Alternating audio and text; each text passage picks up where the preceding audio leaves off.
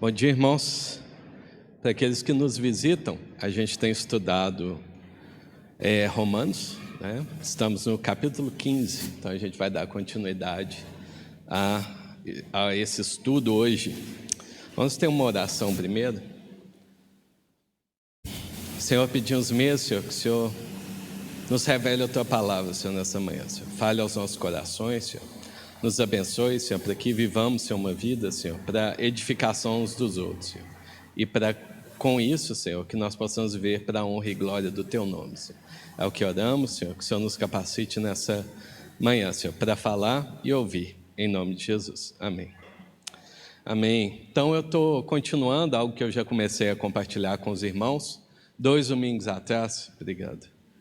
2 domingos atrás, a gente viu sobre o conceito de posse, né? Como que a gente tem que tomar posse da vida eterna.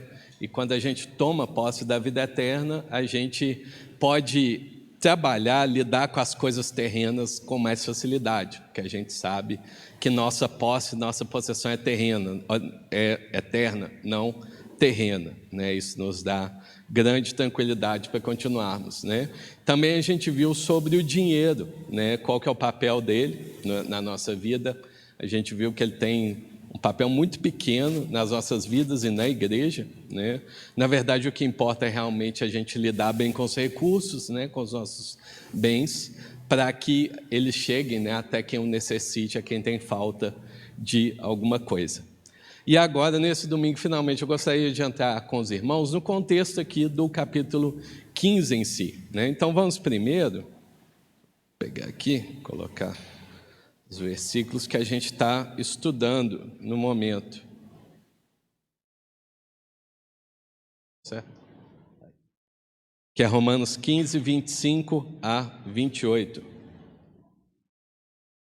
Agora, porém, estou de partida para Jerusalém, a serviço dos santos. Aqui é Paulo falando, né? Aos romanos. Pois a Macedônia e a Acaia tiveram a alegria de contribuir para os pobres que estão entre os santos de Jerusalém. Tiveram prazer nisso e, de fato, são devedores aos santos de Jerusalém. Pois se os gentios participaram das bênçãos espirituais dos judeus, devem também servir aos judeus com seus bens materiais. Assim, depois de completar essa tarefa e de ter a certeza de que eles receberam esse fruto, irei à Espanha e visitarei vocês de passagem.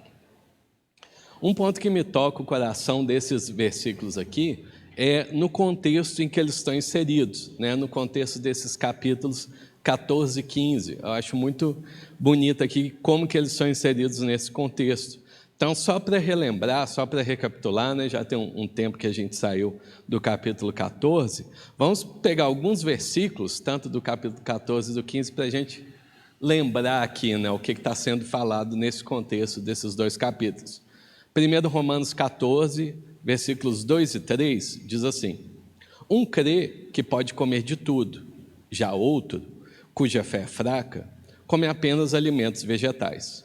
Aquele que come de tudo não deve desprezar o que não come, e aquele que não come de tudo não deve condenar aquele que come, pois Deus o aceitou. Pulando para os versículos 5 e 6. A quem considere um dia mais sagrado que outro, a quem considere iguais todos os dias. Cada um deve estar plenamente convicto em sua própria mente. Aquele que considera um dia especial, para o Senhor assim o faz. Aquele que come carne, para o Senhor come, pois dá graças a Deus. E aquele que se abstém, para o Senhor se abstém, e dá graças a Deus. Versículo 10. Portanto, você, por que julga seu irmão? E por que desprezas seu irmão? Pois todos compareceremos diante do tribunal de Deus, ou do tribunal de Cristo. Versículo 13. Portanto, deixemos de julgar uns aos outros. Em vez disso, façamos o propósito de não pôr pedra de tropeço ou obstáculo no caminho do irmão. Versículo 19. Por isso, esforcemo-nos em promover tudo quanto conduz à paz e edificação mútua. Pulando para o capítulo 15 agora, o versículo 2. Cada um de nós deve agradar ao seu próximo para o bem dele, a fim de edificá-lo. E por último, os versículos 5 a 7. O Deus que concede perseverança e ânimo, dê a vocês um espírito de unidade, segundo Cristo Jesus, para que com um só coração e uma só voz, vocês glorifiquem ao Deus e Pai de nosso Senhor Jesus Cristo. Portanto, aceitem-se uns aos outros, da mesma forma com que Cristo os aceitou, a fim de que vocês glorifiquem a Deus. É interessante aqui que nesses 2 capítulos, Paulo está falando sobre essa questão de que nós podemos ter atitudes diferentes, entre nós, e mesmo assim todos estarem agradando a Deus. E independente das nossas divergências de atitudes, Deus quer nos conceder um espírito de unidade, Mesmo na diversidade das atitudes, a gente pode ter um espírito de unidade, de sermos um, Porque mesmo sendo muitos, nós somos um só corpo. Aí, assim como o corpo tem vários membros e cada membro tem o seu papel, assim também nós temos na igreja vários irmãos executando funções diferentes, agindo de maneira diferente, mas que estão debaixo do mesmo cabeça, que é o nosso Senhor Jesus Cristo. E se estamos debaixo do mesmo cabeça, por mais que venhamos a agir de maneiras diferentes e às vezes até aparentemente de maneira contrária, nós chegaremos ao mesmo resultado, porque é Jesus Cristo que nos une, é Ele que nos direciona a justamente termos atitudes diferentes, para que no todo, no corpo, eles se combinem, um contribua para o outro. E porque quando a gente olha aqui para esses versículos 25 ao 28, no contexto dos capítulos 14 e 15, acho que a gente tem muito a ganhar olhando para eles, para uma ótica dessa diversidade no corpo. Porque a gente vê que, por um lado aqui, nesses versículos, nós temos irmãos abençoando os outros com bênçãos espirituais. E, de outro lado, você tem irmãos abençoando os primeiros com bênçãos materiais. Cada um exercendo um papel completamente diferente um do outro, mas ambos se complementando, se equilibrando. Acho que a gente tem muito que aprender aqui com esse mutualismo aqui que acontece. Só antes de eu continuar, eu só preciso fazer uma observação rápida sobre esses versículos, porque Paulo, quando ele está mencionando aqui que os irmãos são devedores aos irmãos de Jerusalém, não é por uma questão de obrigação, e sim por uma questão de coração. É importante a gente fazer essa nota, que se você vê algum cristão, algum pastor, alguma autoridade falando que você deve dinheiro a ele, porque ele pregou o evangelho para você, ou porque ele orou por você, e você foi curado, ou qualquer coisa do tipo, pode saber que tem alguma coisa errada, tá? Não é nada disso que Paulo está querendo dizer aqui.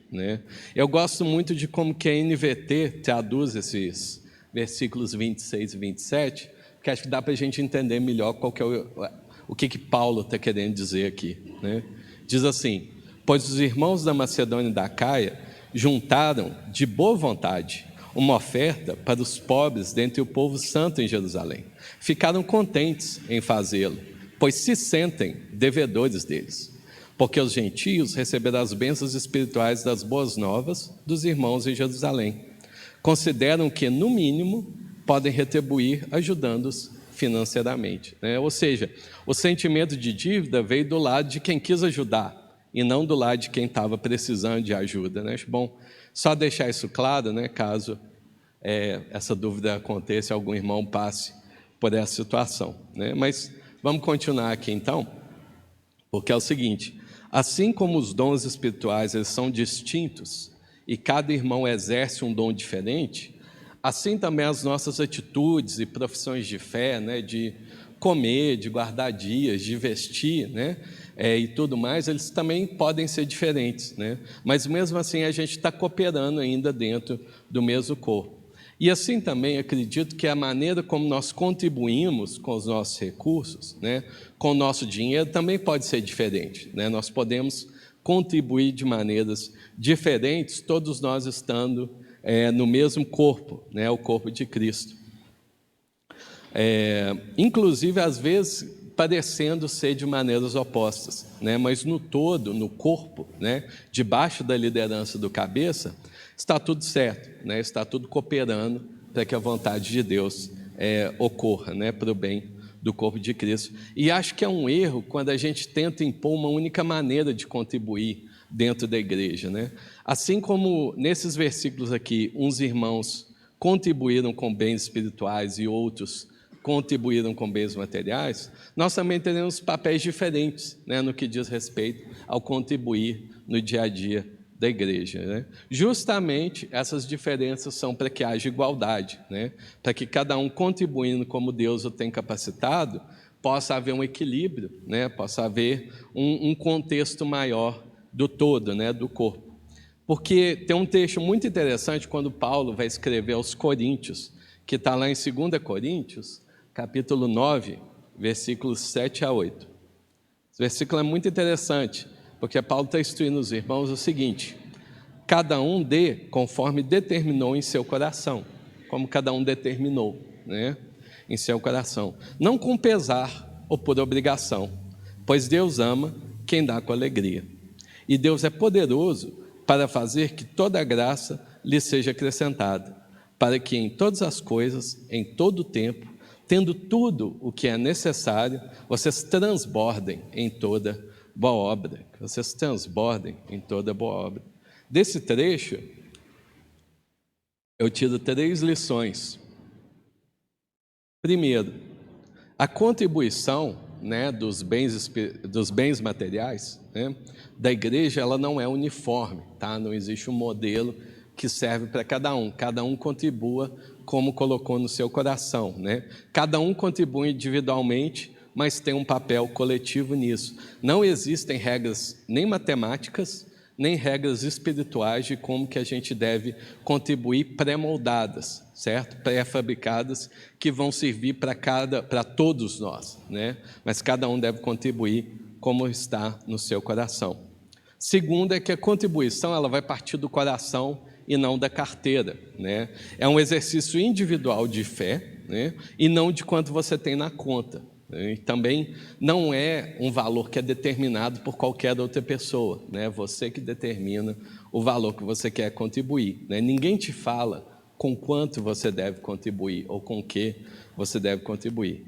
E a terceira lição que eu tiro desse trecho é que a contribuição é fruto de uma comunhão com Deus, né? Porque quando a contribuição vem do coração, né, ela vem da obra do Espírito Santo trabalhando nas nossas vidas, né, e nos comunicando como nós devemos agir, como a gente deve fazer, né? E também cada membro ouvindo então a instrução de Deus, né, e respondendo com o coração, isso gera generosidade, né? Por mais que tenhamos resultados diferentes na quantidade da contribuição, quando a gente olha no todo, no agir do corpo debaixo do cabeça, todos esses valores vão se contribuir, uns contribuindo com mais, outros com menos, né? Mas no todo, com nosso Senhor Jesus dirigindo, né, com seu Espírito, cada um de nós colocando, depositando, né, a generosidade dos nossos corações, nós vamos nos complementar, né? E assim conseguir contribuir de uma maneira plena, né, com o que o Senhor espera de nós. E é um problema quando a gente tenta impor um único modelo de lidar com a distribuição de recursos para toda a igreja, né? É a mesma coisa que falar que todo mundo tem que ser evangelista, né? Ou que todo mundo não pode comer carne, certo? É limitar algo que justamente Deus quis expandir, né? É justamente para que haja equilíbrio em meio à diversidade, né? E quando a gente fala dessa questão de dinheiro, de bens materiais, parece que a gente não sabe lidar muito bem com isso, com essas diferenças de bens materiais dentro da igreja, né? Parece que o fato de que Deus operar de maneiras diferentes com respeito a dinheiro está errado, né, no meio da igreja, que tem que todo mundo agir da mesma maneira e contribuir da mesma maneira, né? Aí a gente acaba caindo numa inveja assim bem humana, né? Porque um tem X, outro tem Y, né? E as coisas geram um mal na gente, né? Mas isso é plenamente uma coisa humana, porque da parte de Deus está tudo bem, né? Ele está contribuindo, né, em todas as situações, né, em ambas as situações, os que têm mais, os que têm menos, Deus vai agir plenamente, se assim deixarmos, né, que Ele haja em nosso coração. Por isso, hoje, com o intuito assim, da gente conseguir ver melhor esse cenário, eu gostaria de mostrar para os irmãos alguns exemplos de como que Deus nos usa de maneira diferente no que diz respeito a essa contribuição, essa distribuição dos bens materiais, né, e do dinheiro. E que está tudo bem, né, em Deus agir de maneiras diferentes, né, no nosso meio. Porque no fim todos vão cooperar para o mesmo objetivo, né? Vai ser para a glória de Deus e vai ser para o auxílio daqueles que necessitam de ajuda, né? Eu gostaria então de apresentar para os irmãos quatro perfis distintos de como que Deus nos usa, né, no serviço com os bens materiais. Esses 4 perfis não fui eu que inventei, tá? Outros irmãos têm meditado sobre esse assunto, né? Eu só estou trazendo aqui para os irmãos para que isso contribua para um melhor convívio, né, da nossa parte, para que tenhamos mais maturidade enquanto nós vivemos a vida da igreja. Esses 4 perfis são o doador, o moderado, o transformador e o abnegado, né? São 4 perfis de como que Deus nos usa com respeito ao lidar com os recursos. Queria passar um pouco por cada um para a gente entender melhor. Vamos ver primeiro o doador. Quem que é esse irmão doador, né? Esse irmão é aquele que dá generosamente, sem necessariamente deixar tudo para trás, certo? Ele tem consciência dos bens que ele possui, né, e que eles foram dados para ele, para que ele reparta justamente com os demais. Geralmente ele faz isso no anonimato, né, ou sem que muitas pessoas o saibam, porque ele sabe que o seu tesouro está nos céus e não a sua recompensa está na terra. Ele não está preocupado necessariamente em tirar as pessoas da pobreza. Ele está interessado em sanar a necessidade pontual que cada pessoa tem ali no momento, sem ficar fazendo perguntas, né? Ele quer apagar o fogo ali, ele quer agir no problema que a pessoa está passando. Ele vai usar os bens e os seus recursos terrenos generosamente para propósitos eternos, né?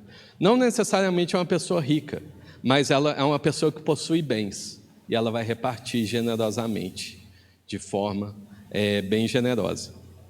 Deixa eu dar um exemplo aqui para os irmãos entenderem melhor do que eu estou falando. Eu vou traçar o mesmo cenário e mostrar como que os 4 perfis vão agir diferente no mesmo cenário. Vamos supor, por exemplo, que um irmão, pai de família, né, com crianças pequenas, adoece de uma hora para outra e tem que ser internado no hospital, certo? Esse irmão não tem uma situação financeira muito boa, tem algumas dívidas, né, e ele foi ali, de repente, ele foi internado, né, e está ali com as crianças e a mulher em casa, ele está hospitalizado, sem poder trabalhar, sem poder gerar sustento para a sua família.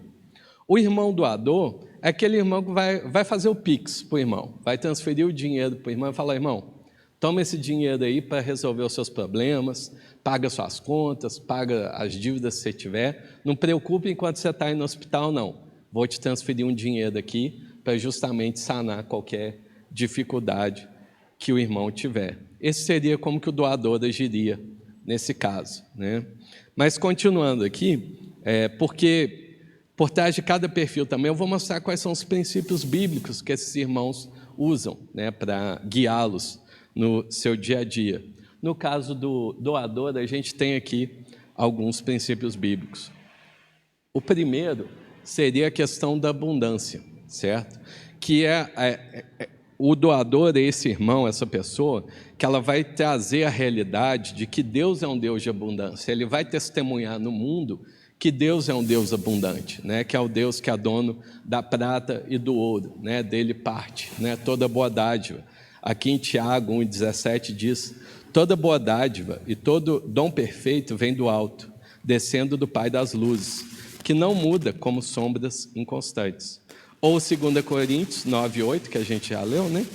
E Deus é poderoso para fazer que toda a graça lhe seja acrescentada, para que em todas as coisas, em todo o tempo, tendo tudo que é necessário, vocês transbordem em toda boa obra. É um irmão que vai justamente testemunhar da própria essência de Deus, que a gente sabe tão bem lá no Salmo 23, 1 e 2, o Senhor é o meu pastor, né? De nada terei falta, em verdes pastagens me faz repousar e me conduz a águas tranquilas. É o irmão que vai testemunhar dessa realidade para os demais irmãos e para as pessoas ao seu redor. É um irmão que também ele vai firmar no princípio de que é melhor dar do que receber. Atos 20, 35. Em tudo que fiz, mostrei a vocês que, mediante trabalho árduo, devemos ajudar os fracos, lembrando as palavras do próprio Senhor Jesus que disse: a maior felicidade em dar do que em receber. É um irmão também que vai saber dar com alegria. De novo, 2 Coríntios 9, versículo 7. Cada um dê conforme determinou em seu coração, não com pesar ou por obrigação, pois Deus ama quem dá com alegria. E também é um irmão que vai se alegrar também na questão do anonimato. Quando Jesus fala lá em Mateus 6, 3 e 4, ele vai dizer o seguinte: mas quando você der esmola, que a sua mão esquerda não saiba o que está fazendo a direita, de forma que você preste a ajuda em segredo. E seu pai, que vê o que é feito em segredo, o recompensará. Esse ponto do anonimato é sempre interessante, né? Me chama a atenção esses irmãos que são esses doadores generosos, porque a gente vê muitos testemunhos, né, no meio da igreja, e os irmãos com certeza já ouviram, eu já ouvi vários, de como que Deus assim milagrosamente proveu algum bem, né, para algum irmão. Pegar um testemunho, por exemplo, né, um irmão às vezes testemunha de que ele estava muito endividado, né, estava perdido, estava sem esperança, estava a ponto de se suicidar, né? Aí ele testemunha lá que quando ele estava prestes a se suicidar, ele olhou para a porta e viu que tinha um envelope debaixo da porta, né? Aí ele pega o envelope, né, abre e era dinheiro, né? E era justamente a quantia que ele precisava, né, para pagar as dívidas deles, né? Tem muitos testemunhos que a gente ouve assim, e a gente fica impressionado realmente como que Deus é maravilhoso em prover, né, as nossas necessidades. Mas eu também fico pensando, né, do outro lado, né, como que esse envelope chegou lá, debaixo da porta, né? Porque por trás desse dinheiro teve, né, algum irmão ali que, poxa, ele estava orando, né, ele estava sensível à voz do Espírito Santo, e ele estava tão sensível que ele foi capaz de saber quanto que ele tinha que contribuir, o momento que ele tinha que contribuir e para quem ele tinha que contribuir.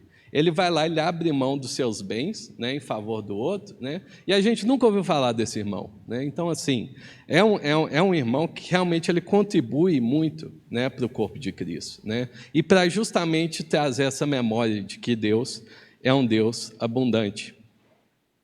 E separei também alguns exemplos que a gente vê na Bíblia, de alguns irmãos que agiram, né, sendo irmãos doadores. A gente tem Joana, né? Joana era contemporânea ali de Jesus, né? Discípula de Jesus ali também. E nem todos os discípulos que seguiam a Jesus deixaram tudo para trás e o seguiram, né? Joana é um desses casos.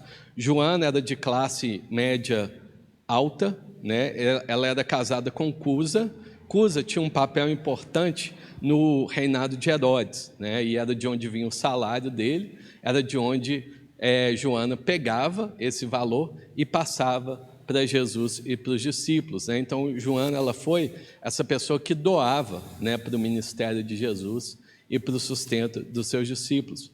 Joana nunca deixou seu marido, nunca deixou sua vida e status sociais, mas mesmo assim ela seguia Jesus e contribuía, né, para o ministério de Jesus e seus discípulos. A gente tem também Cornélio. Cornélio, ele era um centurião romano, a gente vê a história dele lá no livro de Atos, né? Ele dava muitas esmolas e orava continuamente a Deus, de tal maneira que as esmolas que ele dava, né, chegaram como uma oferta diante de Deus. Cornélio, ele era um homem generoso, isso agradou a Deus. Cornélio nunca deixou a sua profissão para seguir Jesus, mas ele compartilhava os seus bens e ele buscava a Deus. E é bonito ver o exemplo de Cornélio, que em meio a todas as atrocidades que aconteciam ali no Império Romano, né, tudo que era cometido ali naquela época, Cornélio ele não perdeu a essência da humanidade divina, né, que é doar e não conquistar pela força, como o Império Romano fazia. A gente também tem um exemplo das igrejas na Macedônia, que mesmo na sua pobreza se alegravam em ser generosos, né, que por iniciativa própria deles, eles deram tudo quanto podiam e até além do que podiam para os pobres, né, na Judéia. Eles nos ensinam que para se alegrar no dar, você não precisa ser rico, né, muito menos fazê-lo por obrigação, mas pela simples alegria de contribuir com o reino de Deus. Esse irmão também, os doadores, eles têm um papel muito importante na igreja e no mundo. São esses irmãos que vão dar suporte para a igreja, né, com seus bens, para ajudar aqueles que têm necessidade. São os irmãos que vão investir e sustentar as missões, né?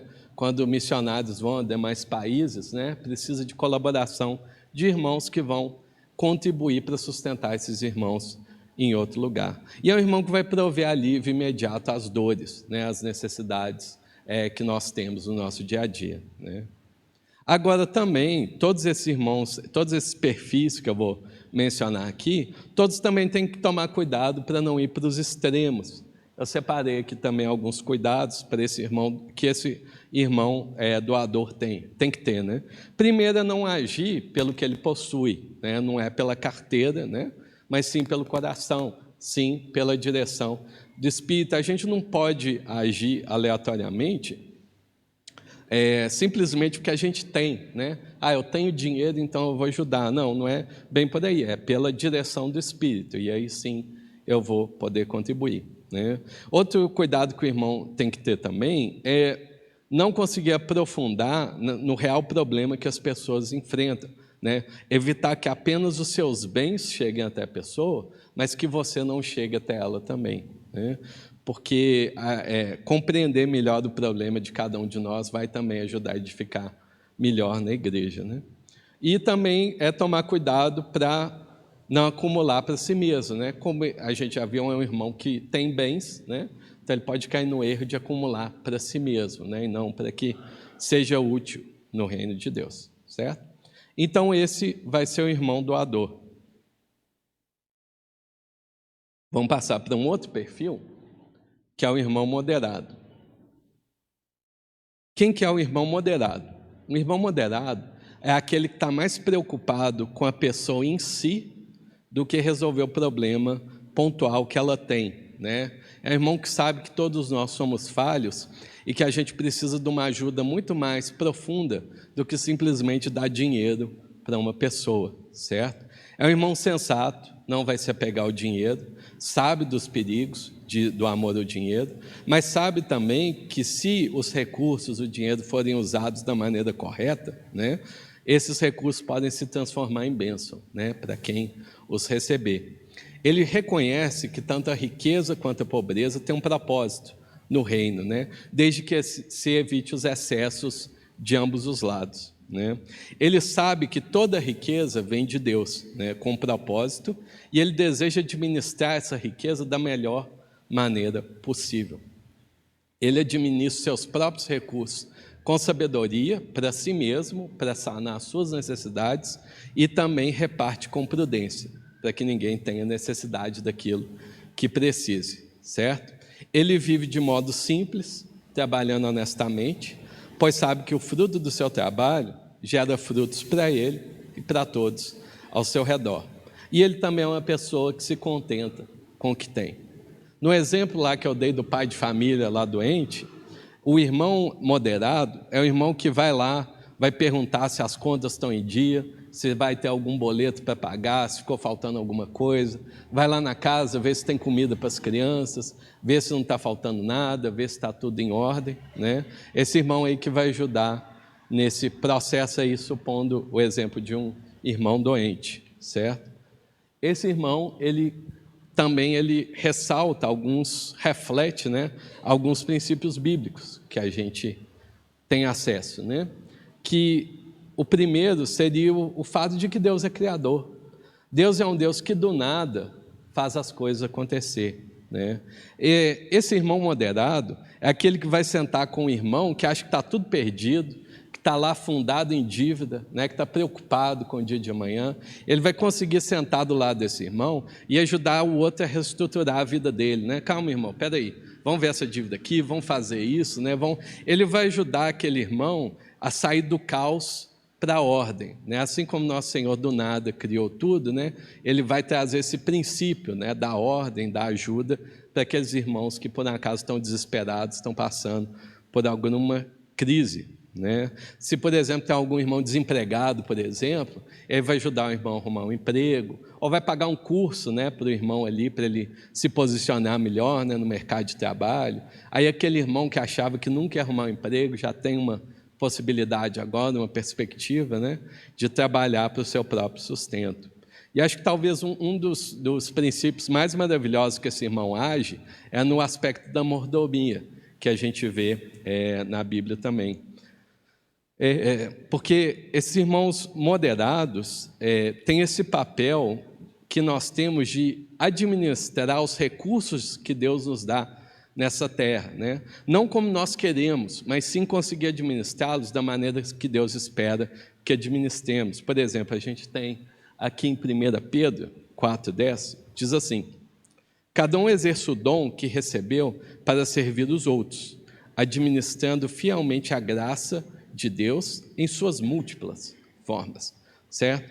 Porque é sempre importante lembrar que vivemos em um mundo caído, certo? Mamon reina nesse mundo, e Mamon tem educado as pessoas em como gastar o dinheiro delas, e tem educado muito mal como que cada um usa o seu dinheiro, o que torna necessária uma intervenção muito mais profunda da nossa parte do que simplesmente ficar dando dinheiro para as pessoas. A igreja tem um papel muito mais profundo, né, do que isso. Vamos supor, por exemplo, deixa eu fazer um exemplo aqui para os irmãos entenderem melhor o que eu quero dizer. Vamos supor que eu ganho uma fortuna, né, ganho uma fortuna enorme, né, muito dinheiro.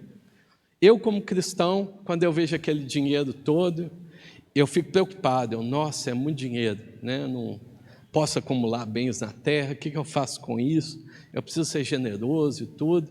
E ali no desespero, né, no meio da aflição ali, eu vou fazer o seguinte, vou distribuir o dinheiro entre os irmãos, né? Vou dar 100 mil para cada um, né? 100 mil para cada irmão aqui, né? Aí eu fico livre do dinheiro, pronto, resolvi o problema, né? Ok. Alguns irmãos aqui, ou algumas pessoas, vamos supor que eu distribuo para pessoas no mundo também. Algumas pessoas vão pegar esses 100 mil, vão fazer um excelente gasto desse dinheiro, né? Vão empenhar muito bem esse gasto. Mas talvez pode ser outra pessoa que vai pegar esses 100 mil, vai para o bar, vai encher a cara de bebida e vai morrer de cirrose, né? Porque ela está debaixo do princípio de Mamon, ela vai torrar como Mamon ensina ela a gastar o dinheiro dela, né? Então, tem esse perigo mesmo de que apenas contribuir de maneira aleatória, né, pode gerar mais mal para as pessoas do que bem, né? E justamente esse irmão moderado é alguém que tem essa capacidade espiritual de compreender o que a pessoa realmente está precisando, né? O que ela precisa, né? Porque como a gente já viu, né, no domingo passado, ninguém precisa de dinheiro, né? Quem está em necessidade precisa de roupa, comida, né, e outras coisas, não precisa de dinheiro, né? E se a gente entrega o dinheiro de maneira aleatória, a gente pode estar fazendo mais mal, né, do que bem. Mas esse irmão que vai compreender qual que é a real necessidade da pessoa e talvez ele vai até além, né? Ele vai prover os meios necessários para que aquela pessoa possa, por conta própria, alcançar o que ela necessite, né? Ela vai ajudar a pessoa, né, que está em necessidade a caminhar com as suas próprias pernas, né? Ele faz bem justamente o papel do mordomo das bênçãos de Deus, para que elas sejam bem utilizadas, sem desperdício e sem dano para aqueles que o receberam, certo? E por último, é um irmão que sabe viver com o que tem, né? Ele sabe que ele não precisa mais e que ele já tem tudo que ele precisa da parte de Deus. A gente vê isso em 1 Timóteo 6, de 6 a 8. De fato, a piedade com o contentamento é grande fonte de lucro, né? Pois nada trouxemos para este mundo e dele nada podemos levar. Por isso, tendo o que comer, e com que vestir-nos, estejamos com isso satisfeitos. Vamos ver alguns exemplos de alguns irmãos na Bíblia também? Primeiro, Timóteo. Na verdade, o mérito aqui é mais de Paulo, mas como que Timóteo foi que colocou em prática, eu vou dar o crédito para ele aqui, né? Porque quando Paulo escreve para Timóteo, ele vai falar lá sobre a questão das viúvas, os irmãos estão lembrados? Ele instrui Timóteo a tratar adequadamente as viúvas que são realmente necessitadas, né? Timóteo, então, ele tinha essa tarefa de discernir quem realmente tinha necessidade ali em meio às viúvas, né? E de quem precisava e de quem estava ali só para receber ali o que estava sendo distribuído, né? Porque se você fala que está distribuindo alguma coisa, todo mundo entra na fila, né? Então, Timóteo, Paulo instrui Timóteo, né, a ter esses critérios, né, de incentivar os filhos a cuidar das suas mães, né? Tem princípios mais profundos por trás do que simplesmente sair dando dinheiro, certo? E fazendo isso, ele gera, né, esses valores mais duradouros para as famílias, das viúvas, né? E com isso também ele não sobrecarrega a igreja, e a igreja consegue ajudar quem realmente necessita, né? É um papel também que a gente vê dos diáconos no dia a dia da Bíblia, né? Eles também são exemplo de irmãos que vão administrar, vão fazer esse papel da mordomia dos recursos dentro da igreja, né? De acordo com o poder do Espírito Santo. Quando ocorre, né, aquele problema lá da distribuição dos alimentos, em Atos capítulo 6, os discípulos ali, né, os apóstolos, falam que era necessário escolher homens cheios do Espírito Santo e de sabedoria para lidar com a questão, né, da distribuição dos recursos, porque isso era um importante negócio ali, né, no dia a dia da igreja. Não é fácil você administrar recursos e fazer uma distribuição justa, não é um papel fácil, né? E você fazer chegar ao necessitado exatamente o que ele precisa, né? Nem mais nem menos. Isso é um papel que o Senhor abençoe esses irmãos, né, no dia a dia, né, e que eles sejam realmente cheios do Espírito Santo nesse trabalho aí de administrar os recursos, né, que Deus tem dado à igreja. E outro exemplo é Pedro e João, principalmente quando eles estão indo lá para o templo, em Atos 3, eu acho muito bonita essa parte ali. Não sei se os irmãos lembram, Pedro e João estavam indo em direção ao templo e eles encontram com um aleijado no meio do caminho. E o aleijado pede para eles esmola, né? Pede para eles dinheiro. E os deficientes físicos naquela época, onde o trabalho era principalmente braçal, eles não tinham nenhuma chance de emprego, certo? Deficiente físico dependia completamente da arrecadação dos dízimos, né, dos impostos, e das esmolas que as pessoas davam, né? Então, não tinha segredo. Deficiente físico precisava de dinheiro, né? Não tinha meio termo, certo?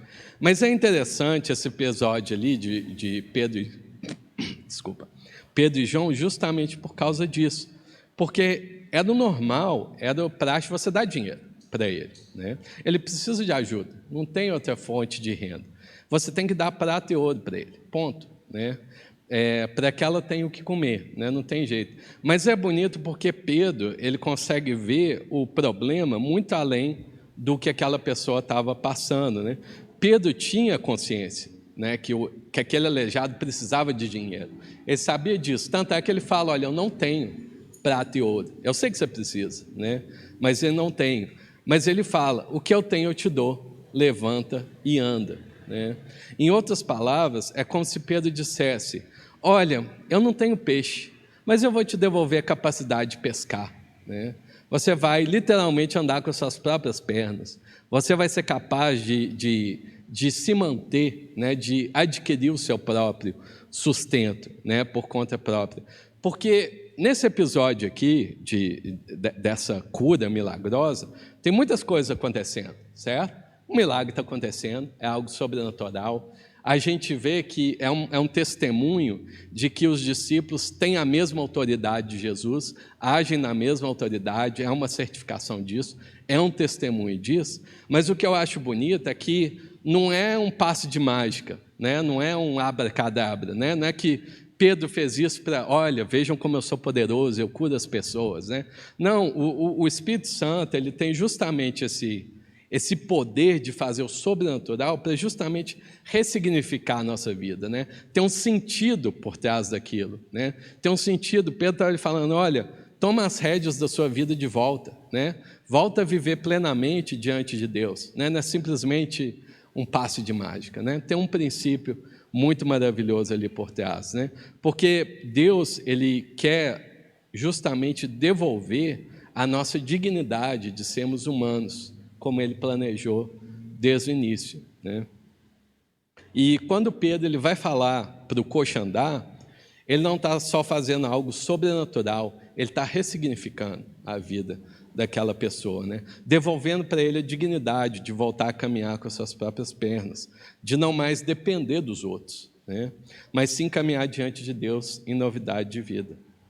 Esses irmãos moderados, eles têm um papel importante, né, na igreja e no mundo, que é justamente, primeiro, devolver dignidade para as pessoas. E acho que isso é um ponto forte aqui, que eu queria trazer com os irmãos.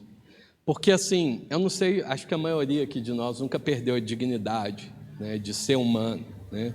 É um conceito até difícil de explicar, mas deixa eu tentar colocar aqui o que eu quero dizer. Quando você está num estado de miséria, certo? Um estado em que tudo que você conhece é essa realidade desse mundo que é opresso por Mamon, né? Onde ter dinheiro é ter uma identidade, né? Onde ter alguma coisa é ser alguém, né? E você não tem nenhum acesso aos meios de conseguir o dinheiro, né?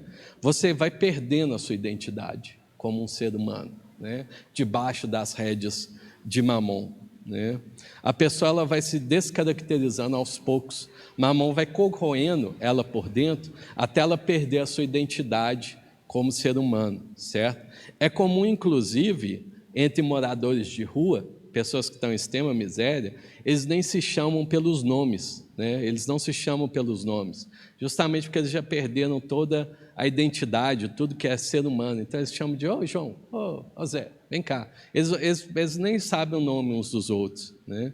E quando você chega justamente para essas pessoas, apresentando a Jesus Cristo, tirando elas das garras de Mamon, né? E você devolve a elas esse protagonismo da vida, né? Essa pessoa ela volta a ser humana, não no mundo de Mamon, né? Mas sim como Deus o idealizou desde o início, né? A gente ajudar as pessoas a caminhar com as suas próprias pernas, independente do dinheiro, né? Ou independente do poder que os outros exercem sobre ela ou como a oprimem, né? É você restaurar a vida dessa pessoa. Isso tem um impacto muito violento na vida da pessoa. Não sei se eu consegui bem explicar o que é perder dignidade, mas como exemplo, se você já se internou no hospital, tirou sua roupa e vestiu aquele aventalzinho lá, você tem uma ideia do que é perder sua dignidade, você ficar ali na mão dos médicos. E na vida, no dia a dia, é muito pior. Perder dignidade, ser humano, como Deus estabeleceu, é uma coisa que dói no fundo da alma, né? E esses irmãos moderados, eles são os que vão agir contra isso, né? Eles conseguem ver no mais profundo das pessoas e restaurar esse protagonismo, né, da vida dessas pessoas que estão ali, escravas de Mamon, para que elas possam caminhar com as suas próprias pernas, terem o seu próprio sustento, poderem andar e ver que toda bênção, toda boa dádiva vem de Deus, que eles podem viver diante de Deus e não debaixo dos homens e debaixo de Mamon, certo? Os cuidados que esse irmão também tem que ter para ele não cair nos extremos. Primeiro é não confiar na matemática, e sim na voz de Deus, certo? A gente não pode ser muito racional, certo? E não conseguir entrar nas questões espirituais, né? É um irmão que administra, é um irmão que sabe lidar bem com a matemática, geralmente sim, mas a gente não se pode perder, né, nisso. E também justamente não confiar nos processos, porque também com o passar do tempo é muito fácil a gente compreender como lidar em cada situação. Esse irmão ele vai ficando muito bom nisso, né? Esse irmão está passando por isso, tem esse processo aqui que a gente faz, que a gente tira esse irmão do vermelho, né? Ou qualquer outra coisa. Então, assim, por mais que os processos sejam bons, eles existam, a gente sempre tem que depender do nosso Deus para cada situação que a gente vai contribuir, né? Sempre bom não perder a direção do Espírito. Meio-dia agora? Cheguei quase na metade. Os irmãos me dão mais 40 minutinhos para eu terminar? Eu vou fazer o seguinte, eu vou parar por aqui, né? Porque senão eu vou estender muito aqui o tempo nosso.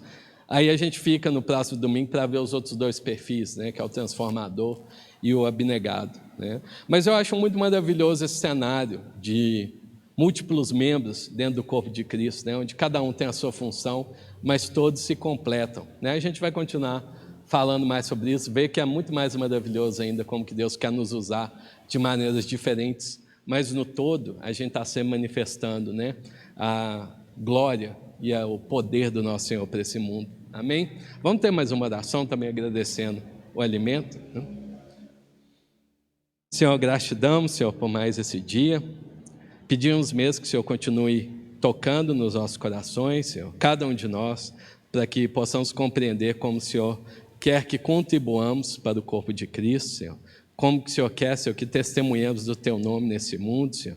Que o Senhor toque mesmo, Senhor, cada vida aqui de cada irmão, Senhor, para que possamos ser uma igreja que tem um só Espírito, Senhor, que está debaixo da direção do nosso Senhor Jesus Cristo, Senhor, como cabeça, e que possamos glorificar o Teu nome nessa terra, Senhor. Agradecemos também, Senhor, pelo alimento que vamos ter agora, Senhor, gratidamos, porque o Senhor é um Deus abundante, Senhor. O Senhor tem nos dado muito mais do que precisamos, Senhor. O Senhor tem nos dado nosso sustento, Senhor, e queremos ser gratos a Ti, Senhor, por esse alimento que vamos compartilhar agora, Senhor.